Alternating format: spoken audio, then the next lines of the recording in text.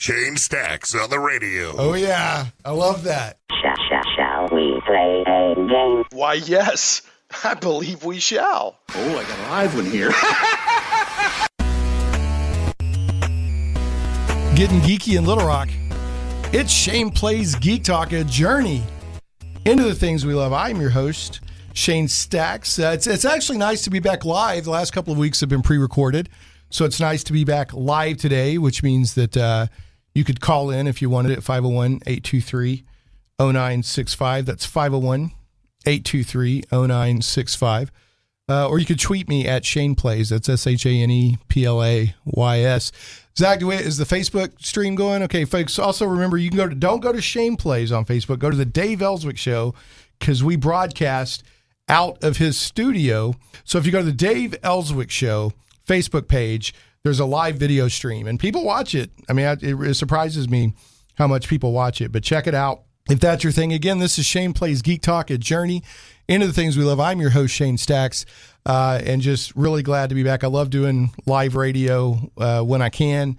And, even with of course, everybody's talking about COVID-19, the coronavirus right now. And we do want to be smart, and we want to be cautious and wise, but we don't want to be fearful or panicky, and life does go on. So, Salem, we're still broadcasting out of our studios up here, taking our precautions. I've actually got in my pocket, I'll show it to my guest. I've got my secret stash of hand sanitizer right there in case we need it. And today we're going to be talking about a topic I've been wanting to do for a long time, and it finally got it to happen. So excited. We're going to be talking about competitive gaming. And I think that is a great topic to have for the show, because I try to cover all things fun, geeky, and there is a big competitive gaming scene out there, even here in Arkansas, and I want to make sure that people know about it. And we're not talking about competitive board games. We're not talking about competitive role-playing games. That stuff actually happens at conventions. We're talking about competitive video games, competitive, would you say console games? How would y'all say it? For the genre that I mostly do, it's mostly console games. Some people play on PC, but the tournament standard is console. Is console. Okay, and that's Maxx. What do you go by? Because I know your handle on Discord, but what do you go by? How do you want me to introduce you? Maxx is fine. Okay, yeah. Maxx. Maxx Double X. Yeah. So Maxx Double X is in the studio, and he helps organize a lot of the. Is it just the Arkansas gaming scene, or do you go out on a larger region than just Arkansas? Or some regional tournament organizers reach out to me and have me assist them with certain things or mentor them on certain things. But my personal focus is on the Arkansas scene. Okay, and do you feel it's growing? Is it big? Is it what is the current state of the Arkansas competitive gaming, video gaming, console gaming scene? The Arkansas scene is fairly strong right now in terms of numbers. In terms of numbers, probably the strongest it's been ever. It goes through rises and falls throughout the years. So some years we have very, very, very, very strong players. Maybe not necessarily as many players, but we just have national level competitive players. And some years we have a lot of players, but the peak isn't as high. And how hard would you say, and we'll cover more of this later, but I want this show to be kind of a good introduction to people who maybe don't know about it. And also maybe if you're an existing competitive gamer out there and you're listening to the show, maybe you'll hear some stuff here about events or something you don't know about. And then also if you're a competitive gamer, help share it. Like when this comes out by podcast, because this is a live radio show and then also a podcast, share it out and get other people, interested. Would you consider it a hobby, a circuit, a scene? What do you call it? All of the above. All of the above. I mean, in my opinion, first and foremost, we're a community. Right. I stress that because, the personal relationships you have with people, even as a competitor, it just helps you become a better competitor, helps you become a better person. Right. And, Cool. All right, Maxx. Well, we will definitely be talking more about competitive gaming and your role in it as the show goes. We've also got this returning to the show, friend of the show, Nicholas Harvey, a.k.a. Swiggs. What's up, man? Nothing much. Your beard is mighty. Yeah. I think it's mightier than the last time I saw you. I feel like less of a man. I really do. No. Don't feel that way. But it is definitely mightier. I've been working on this for a while. Yeah. Oh, yeah, my bad. No, yeah. Well, so what happens is your beard is so mighty, it actually traps some of the sound coming from your mouth. So we got to get you closer to the mic. So, and the whole reason we're having this particular show today was several months ago. You were telling me more and more about the competitive gaming scene in Arkansas, and then you recommended that I talk to Maxx. Correct. So it's all your fault. That's right. I'm just the guy that knew some guys. Yeah, you're just that guy that knew some guys. And you're active in the scene. Like you'll go to tournaments and stuff, right? Yes. I try to make as many as I can, but honestly, there hasn't been a lot in recent time. But yes, I do like to go. What are your games of choice? I stick to fighting games typically. Yeah. A long time ago, I did play Halo competitively, but that's been a long while. But now I've just pretty much migrated to fighting games and stick solely to that.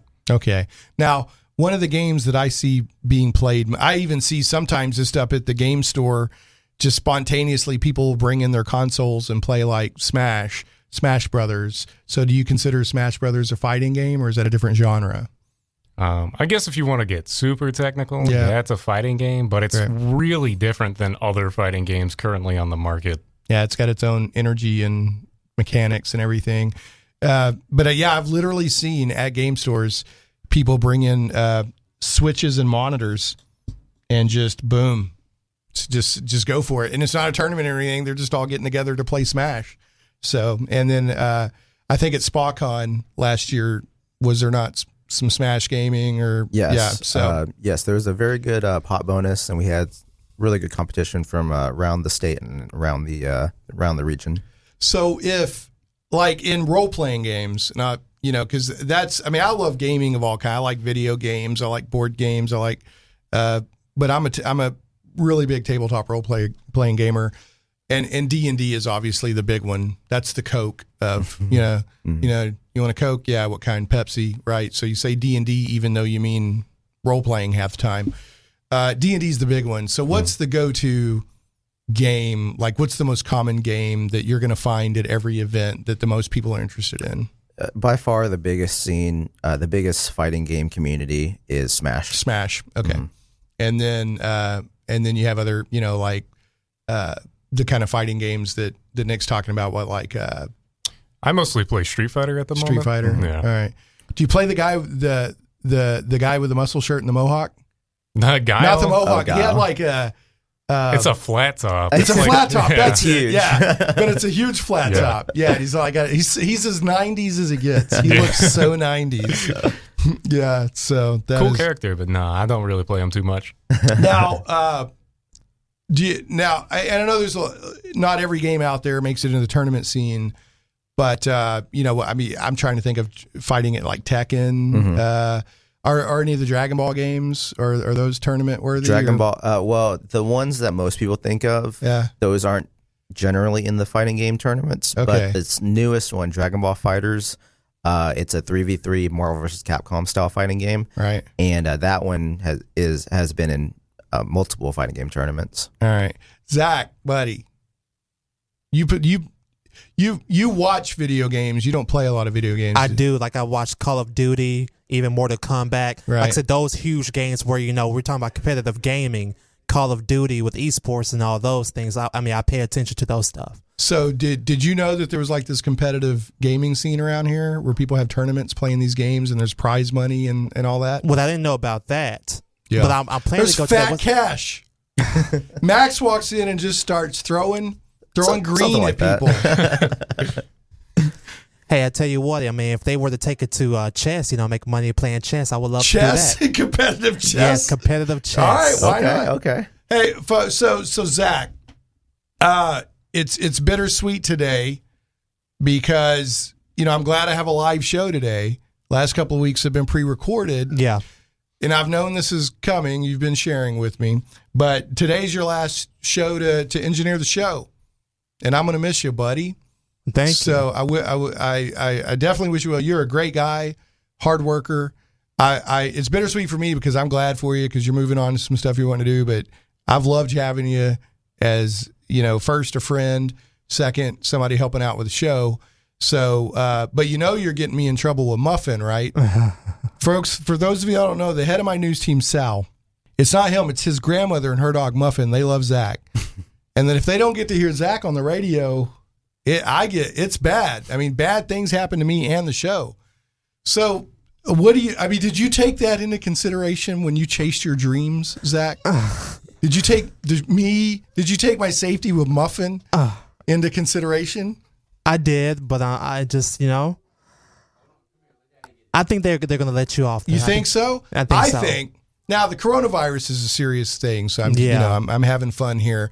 But don't you think maybe he kind of engineered this whole corona to make you want to stay put and not change jobs right now? Gosh. That's how serious this Muffin situation is. And I wouldn't put it past him. He broke into a lab in China last year to keep you on the show. And yet here you are anyway, bravely forging your path. Goodness. I think you're a great guy, Zach. And I wish you're always you can come hang out on the show anytime you want to. Yes, sir. You're a great guy. You're a hard worker. Your attitude is fantastic. And you will do well, sir. So the people that are getting you are glad, are getting a great person. And, a lot of people don't know, Zach, like when Zach first started working here and doing the show, I mean, like you were in college and you're just in a whole different phase of your life now. You graduated and So I got to ask you, because the Mobley Detective Agency is still running his dossier on all this stuff, but everything going okay in the romantic life? Yes, sir, it is. Okay. All right. Well, good. Yes, I'm good for you. When I disappear next week, I hope you feel good about making this change. Because Muffin, man, I'm telling you, Zach, that's okay. Do you want to tell Muffin how to get a hold of you in case after you're gone? From time to time, I'll drop in. So you're on Twitter. Throw out your Twitter so Muffin can keep up with you and maybe take some heat off me. It is Z.A. Thomas. That's ZATHOMAS 1930. That is the only social media that Zach does. Mm-hmm. Is that what is your and speaking of coronavirus, it really is a serious issue. Which are you like, oh crud, where's the sports? Well, when the NCAA tournament was canceled, I was like, wow. Well, it does finally give people a chance to get a perfect bracket. Yeah, it just. I gotta say on air publicly, I don't. We're not in the end of the world doomsday scenario. Right. We are not at all. However, it's wise to be cautious. And right now, when it's just now really hitting America, it's good to get people to slow the spread and prevent the spread. So, I'm not upset. I think it's when I think about my little boy at home, I'd rather keep him safe than than sports to happen. Right. That's just the way I got to throw it out there. I understand.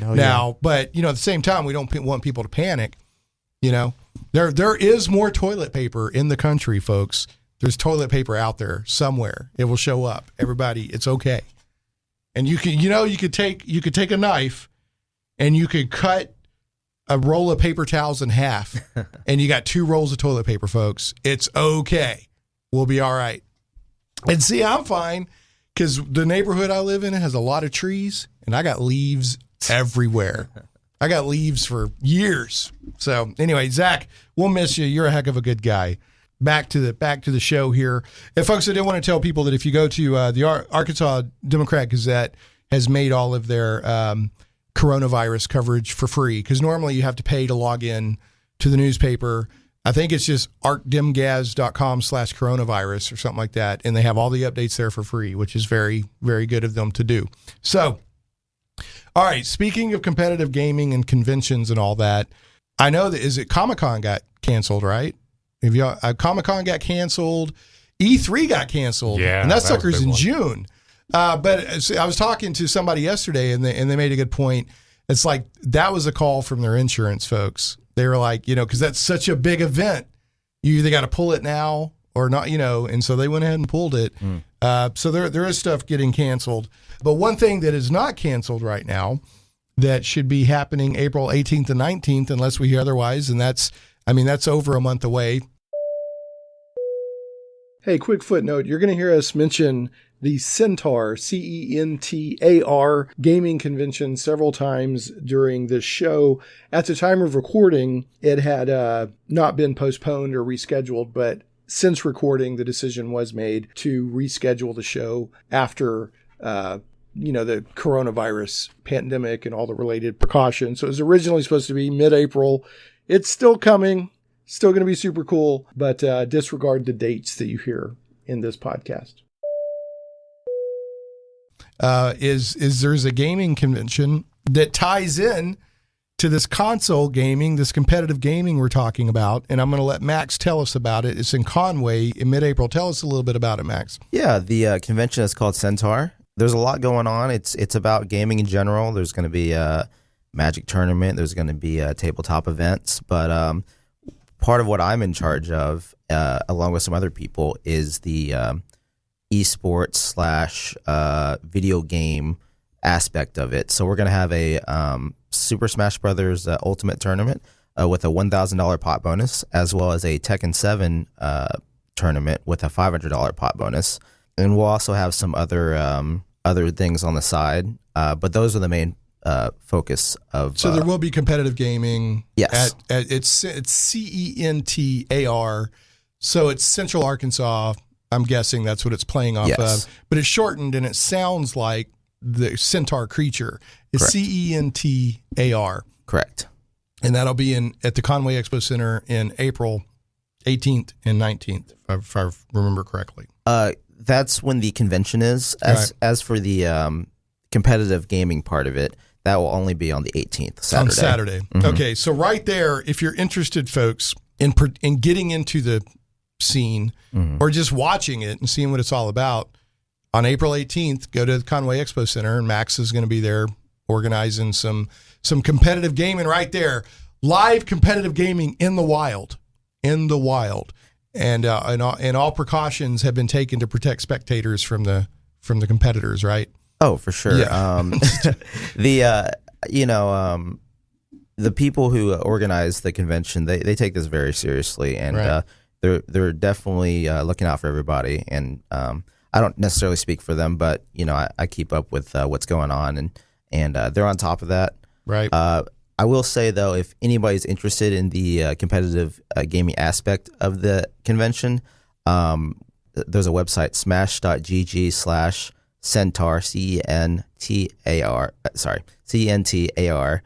2020, and you can go there and find some more information about exactly how the tournament's structured, how the payouts are going to be if you place within the top few places that will pay out money. And you can just kind of see how everything's structured so that you can, figure out if this is something that you're interested in. So you said it's Tekken 7, and what were the other games? The two games that we're focusing on this year are Tekken 7 and the newest Smash Brothers. And the newest Smash Brothers. Okay. Now, if somebody wants to come to an event like this, do they bring their own equipment, or is it all already there? Like, how does that work? So for this event in particular, between the convention and the people running the events, we're taking care of all that. So they just need to show up. You just need to show up. Bring your own controller, or however you want to control your character. Do they need to pre-register so people know, so you know how many people are coming, or how does that work? We recommend that people pre-register if possible on that website I just gave, but it's not required. You can register day of the event. Now, don't try to, if we say the tournament's going to start at 1 p.m., don't show up at 1 p.m. Right. That's just not going to work. But if you show up, a few hours before when we say the tournament starts, you should be fine. Okay, very cool. So, and I've actually kind of got a Tekken story, I guess. Tekken's kind of one of the fighting games I have a little bit of a connect. I'm not a big fighting game guy. I'm not a good twitchy gamer. When I play fighting games, I'm the guy that the real fighting game people look down on because I use the easy mode buttons and all that stuff, and I just smash frantically and hope that I can win. I saw back in the day, like in the 90s in the arcade, I saw Tekken. They had a huge Tekken machine, and I'd never seen it. I was like, whoa, because it was all 3D polygon. I was like, whoa, what is this? And I got is Yoshimitsu? Is he still in it? Because that was my favorite character, he's still Yoshimitsu. So did they ever explain who would or what he is? He's like this weird thing.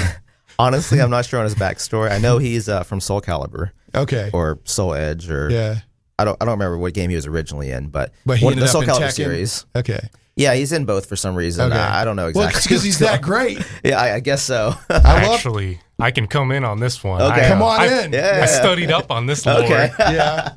So Lay it on. Yoshimitsu is like supposed to be a long line of people that are like samurai, but it's a soul that possesses their body. So it's like a soul or ghost or Yeah, something because there's that something moves. weird with his face, Yeah. and I just remember I love me some Yoshimitsu, Yeah. and every time, probably the closest I've gotten to being a fighting gamer is when I would play as Yoshimitsu, and it would say like Yoshimitsu wins or whatever. I would get a thrill like Yoshimitsu won, and that was me. So anyway, You should feel good. yeah, but anyway, so. Then I was one of the people. I bought the PlayStation 1 before it became a big thing. I bought it like right when it first came out. Okay. And like one of the only games you could get was Tekken.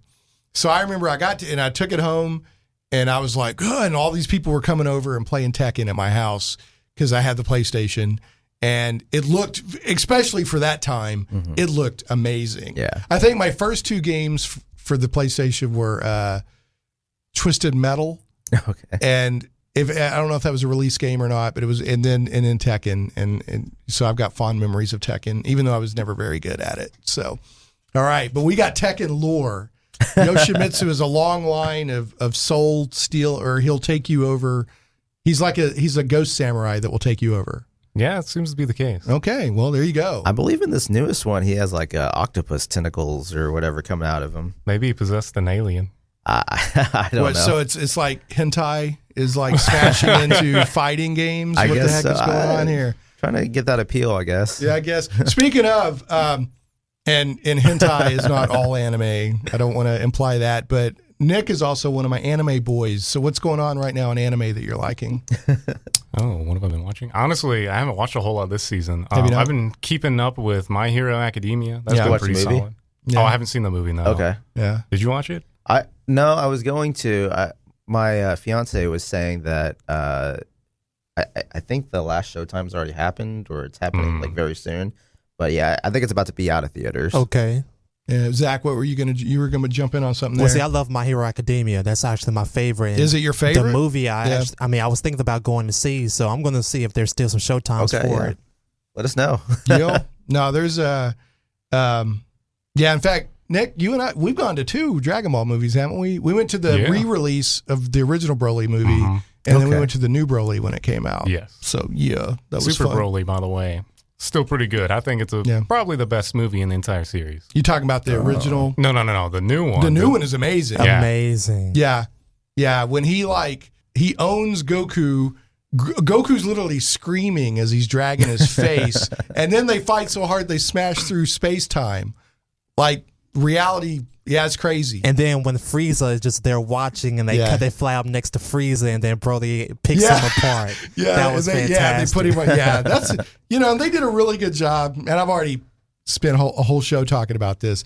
They did a really good job expanding on Broly's character. He's much more. I mean, he's still like a beast, but he's more sympathetic. You understand where he's coming from. So what about, like, as long as we're on the subject, what do you guys think that the best anime licensed fighting game is? Do y'all have a favorite Anime on that? licensed fighting game. That's It's interesting. Dragon Ball Fighters, dude. There's Is that no it? competition Yeah, it's Dragon Ball Fighters. unless you think of something. Yeah, I'm actually not sure. Like one that's tied into an anime. People like the new Grand Blue game. Well, I mean, it's that's mobile game first, though. sure. Which, Yeah, so I'm it not obviously exactly deserves scorn. I don't understand. Is that is mobile fighting gaming? Is it way lagging behind the complexity of, like? So let's talk about that.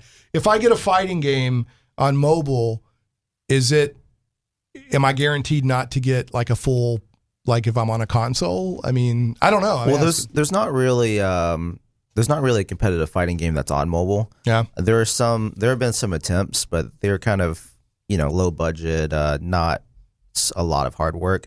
I believe the Grand Blue mobile game was It's an RPG. It's isn't RPG. It? Yeah. so- Okay. but they So- released a fighting game for it Did on they? console recently. Okay, so I want to give a shout out Got Carson Bishop says Seattle in the house. Zach, we got somebody from Seattle watching on the live stream. So Awesome. You never know that the live stream stuff wigs me out because it's like you just want to watch people talking on a microphone, but people like it. So there it is. I love it. Awesome. If you like it, go for it. Thanks, Carson. Thanks for watching. So let's get this in and then we'll go to a break. What is your favorite game on each current generation console and PC? Like if you have one, like a recommendation you think people should play. So you got what? We got PlayStation 4, Xbox, and then the Switch, and then PC. Do you, off the top of y'all's head, do you have any recommendations? We'll start with Max, go over to Nick. Yeah, I got one. So right now I'm mostly focused on fighting games. That's my genre of specialty. And the only game that I'm actually currently playing and playing at a competitive level is called Power Rangers Battle for the Grid. Not Super Sentai, but Power Rangers? No, it's Power Rangers Battle for the Grid. Yeah. And it's on everything. It's on Switch, it's on PlayStation 4, it's on PC, it's on Xbox One. And it's a 3v3 Marvel vs. Capcom tag fighter. So for the people, So a tag fighter means you have up to 3 characters and you tag one in at a time. Yes. Yeah. So and you can also, your main character can also have assists by the other characters. Right. Yeah. They come in, they'll drop in out of wherever. Yeah. Right? They'll do like an attack or something, and your main character's still in there. Okay. So that's on. So that's your rec for all platforms is Power Rangers Battle for the Grid. Yes. Okay. And I got to throw a shout out real quick. Comcast, at least on their live streaming online, has Shout Factory. And Shout Factory shows all kinds of cool stuff, but one of the things that they show is Super Sentai, which is the Japanese show that was adapted into Power Rangers. So if you got Comcast, go to I don't know if it's on the actual TV, but when you go to their live streaming online, they have all these channels. And one of them is Shout Factory, and they got all kinds of anime, and they got all kinds of cool stuff on there. I just discovered it recently. Cool. All right, Nick, what's your picks? I'll just go ahead and shout out Street Fighter 5, I guess, because Street Fighter. Yeah. Okay, yeah, because that's your thing. You love some Street Fighter.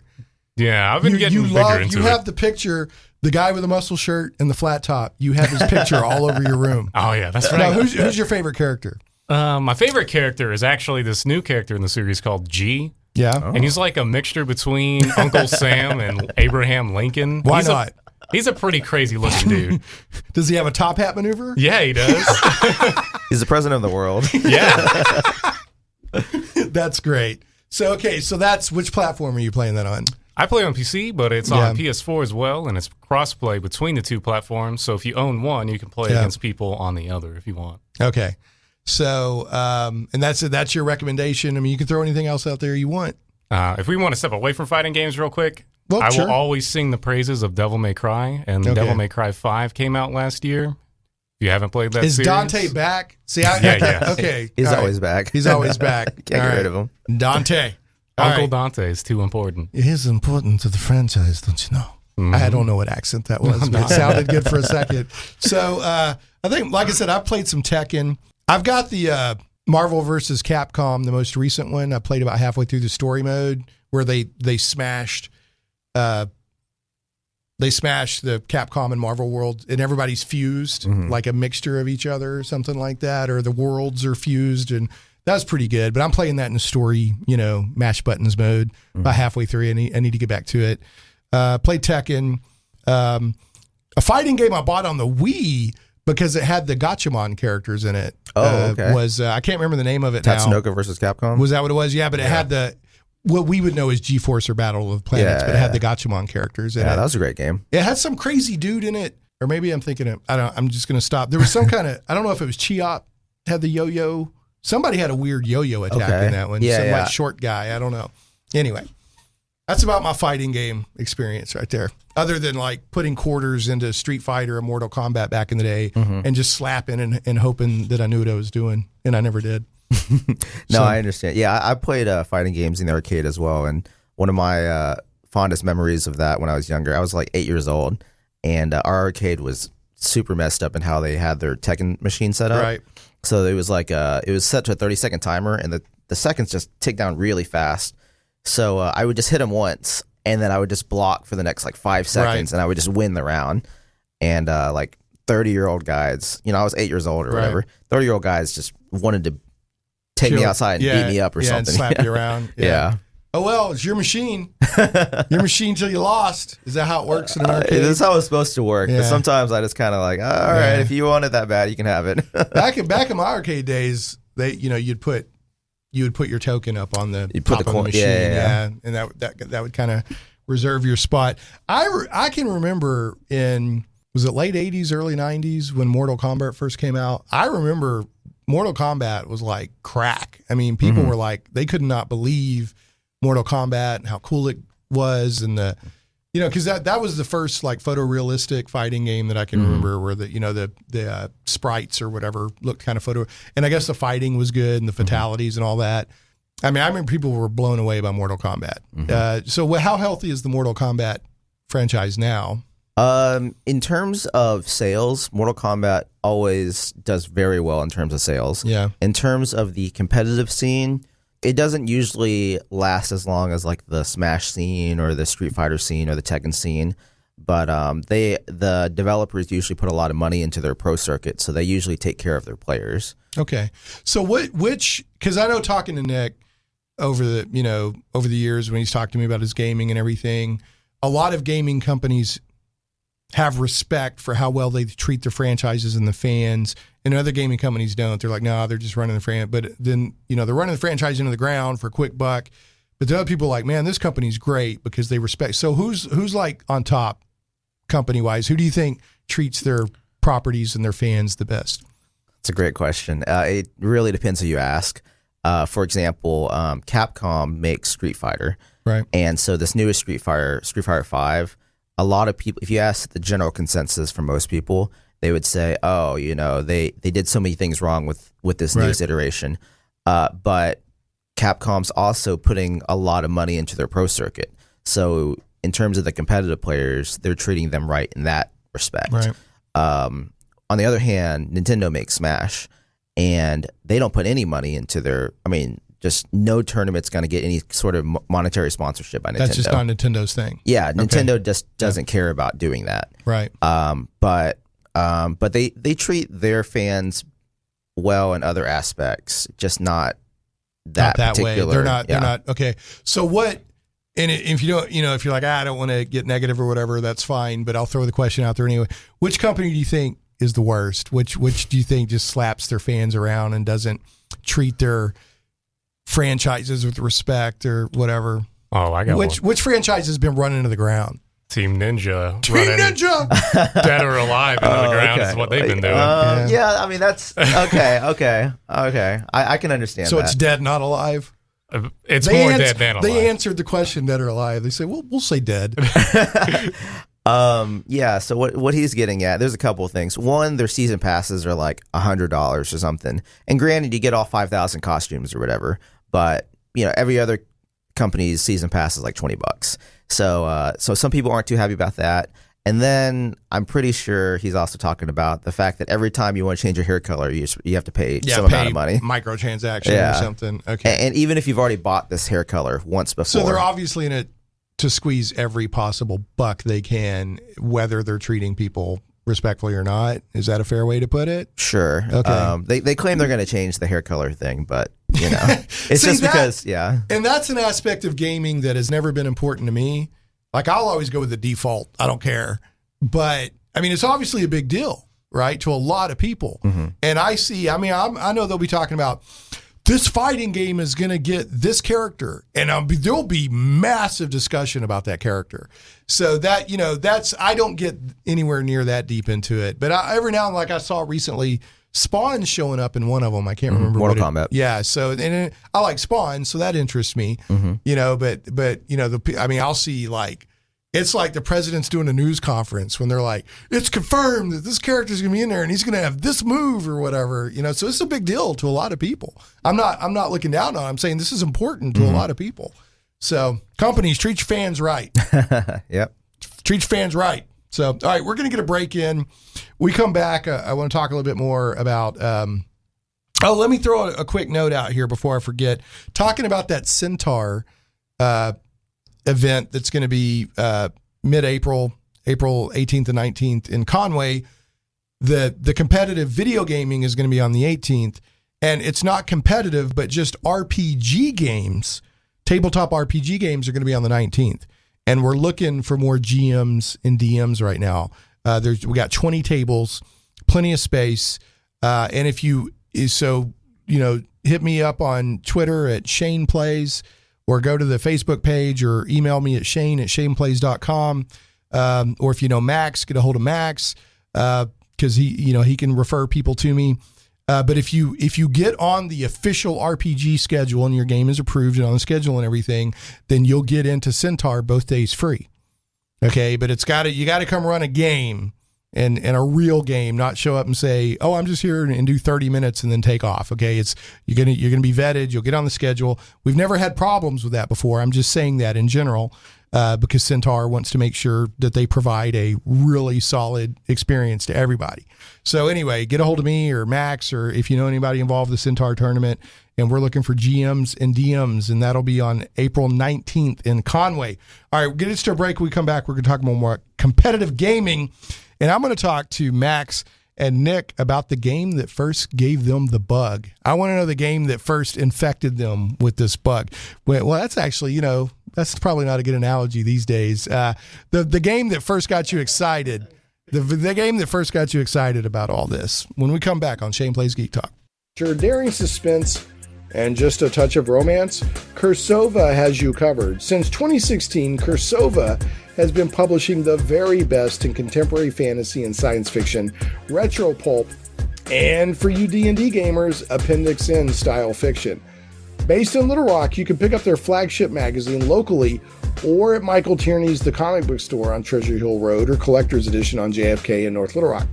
Swing by one of Michael's stores and pick up an issue, or find them on Amazon. CIRSOVA, doesn't start with a K, it starts with a C. CIRSOVA, Cursova Magazine. Check them out today. And speaking of Michael Tierney's comic book shops, comic book lovers, head to Michael Tierney's local comic book stores for the newest books on the shelves, plus a fantastic selection of back issues. Visit the Comic Book Store on Treasure Hill Road in Little Rock and Collector's Edition on JFK Boulevard in North Little Rock. And don't forget to click on over to the wildstars.com. Michael Tierney knows comics. In addition to being in business for nearly 4 decades and publishing his own comic book series, The Wild Stars, for almost as long and still going, he has written multiple columns for comics magazines and is an Overstreet Price Guide advisor.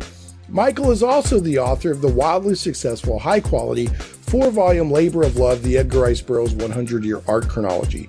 Remember, for all of your comic book needs with friendly service, make sure to visit the Comic Book Store and Treasure Hill Road in Little Rock, Collector's Edition on JFK Boulevard in North Little Rock, and thewildstars.com to learn more. Tell them Shane Plays sent you.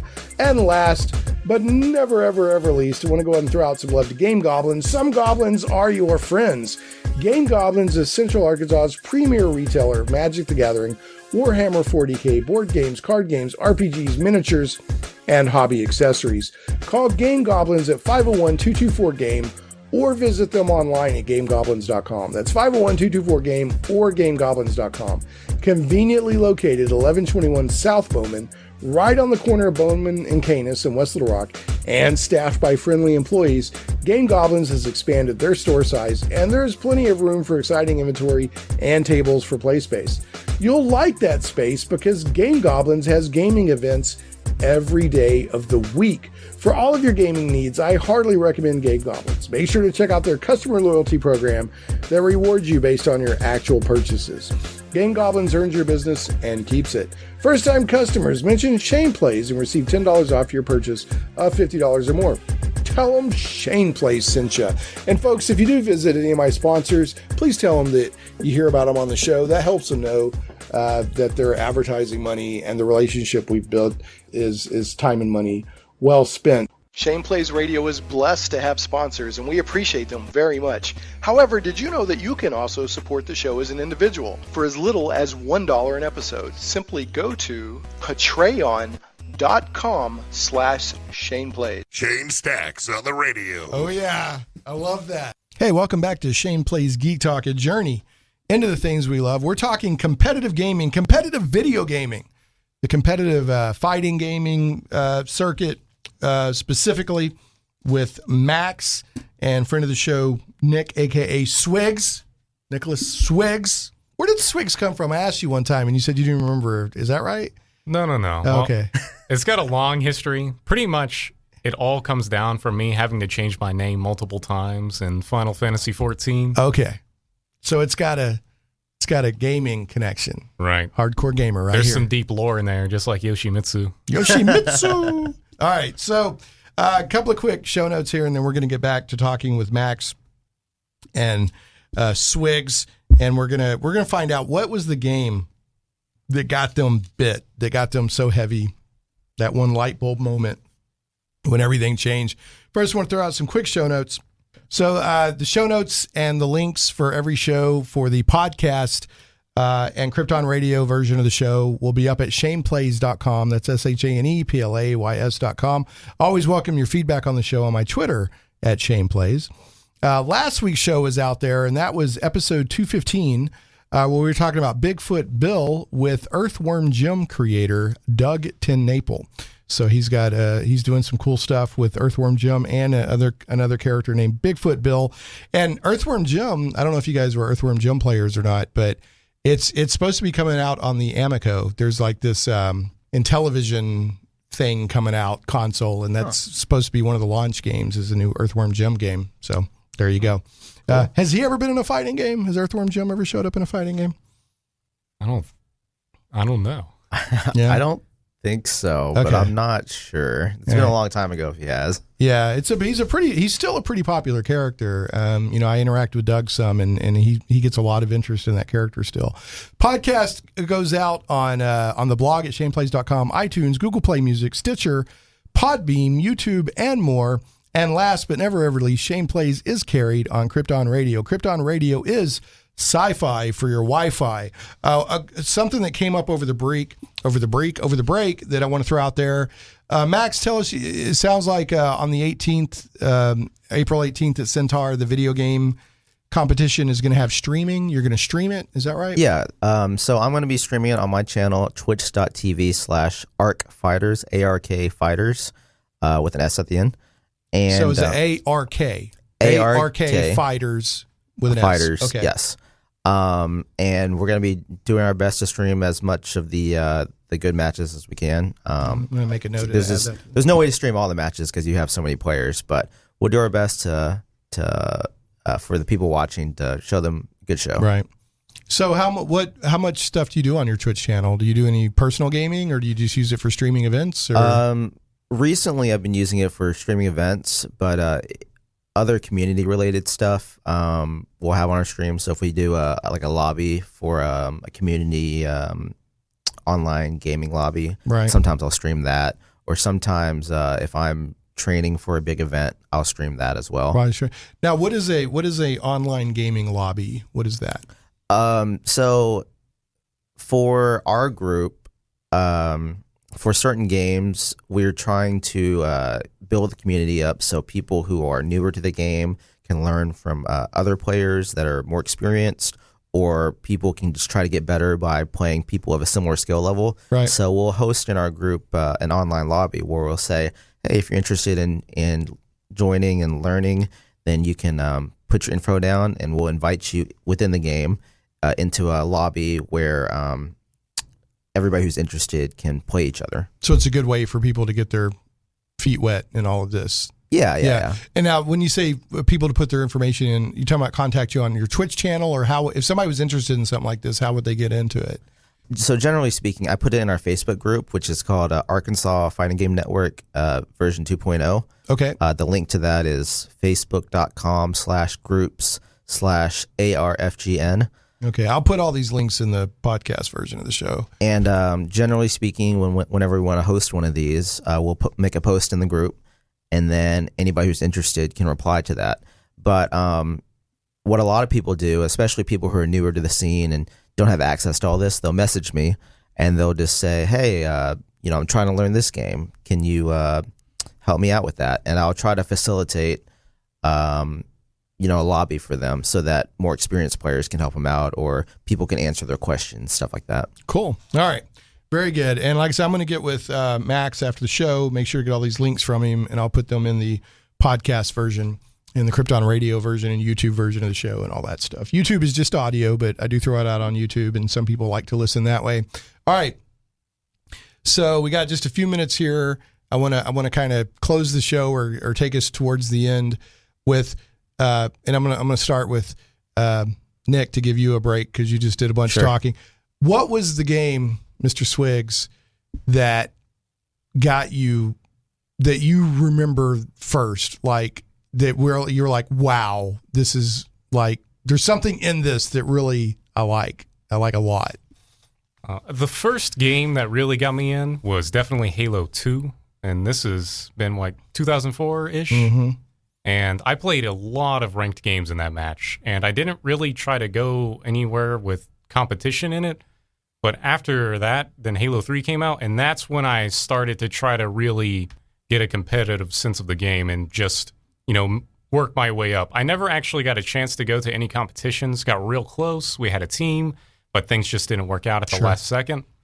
And I ended up not really doing a whole lot with it, but I still did really well in the game, and I got max rank in the game and all the playlists. You took Max's rank?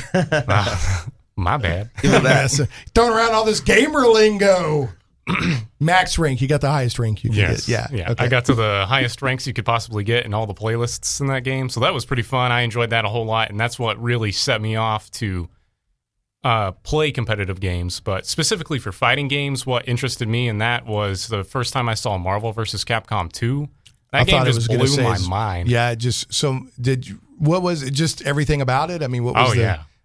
It's just this giant mashup of a whole bunch of characters from two different universes. It was a smart mix. It's like Reese's Peanuts. Some stuff just, when it mixes together, works, right? Yeah. Got chocolate in my peanut butter. So who's your favorite character in that? In Marvel vs. Capcom 2? Yeah. From a non-competitive standpoint, I think my favorite character is probably Ruby Hart. I like her design, and I like a lot about her attacks and movements and stuff, but unfortunately she's not super competitively viable. That's not Magneto. You enjoy playing her. My bad.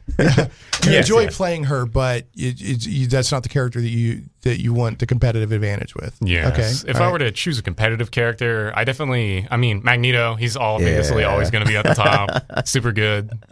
I like Iron Man specifically, and I know he's got his infinite, and people kind of hate getting rolled over with that, but I just like Iron Man in general. So yeah, all right, fair enough. All right, so what about you, Max? What was the game that first hooked you? The first game that I took seriously, I played it on PC when I was younger. It was Quake 2. I remember. I put hundreds. Quake was one of the games that really got competitive video gaming going. Yeah. I mean, I remember, of course Doom came first, but Quake was the game that really had that fever pitch of, I remember people there was a guy playing Quake who was so good, and I think this was back in the days of wheeled mouses.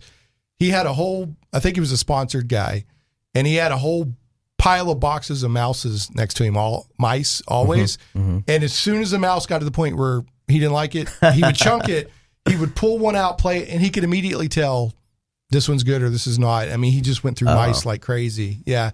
But anyway, so Quake 2. Yeah, Quake 2. So that was basically the Counter-Strike of its time. Right. But in terms of fighting games, my old roommate, a good friend of mine, he was arguably one of the best fighting game players the state's ever seen. National competitive. That's what skill level he was, right. like national competitor. But we both got into Street Fighter 4, and when that came out, and that kind of revitalized the fighting game scene back from it was almost dying, and the Street Fighter 4 came out and just blew up again. What was it? Street Fighter 4. Street Fighter 4. Yeah. Okay. So Street Fighter keeps coming up. That seems to be like a huge player in the. Like Street Fighter seems to be like a vital part. Yeah, Street Fighter used to be the strongest traditional non-Smash fighting game in the world in terms of the competitive scene. You had so many offline events for it. the largest fighting game tournament in the world was basically built on the back of Street Fighter and Marvel vs. Capcom, which are both Capcom produced games. Right. So can somebody, for the love of goodness, help me sleep better at night and explain E Honda to me? Do you remember E Honda?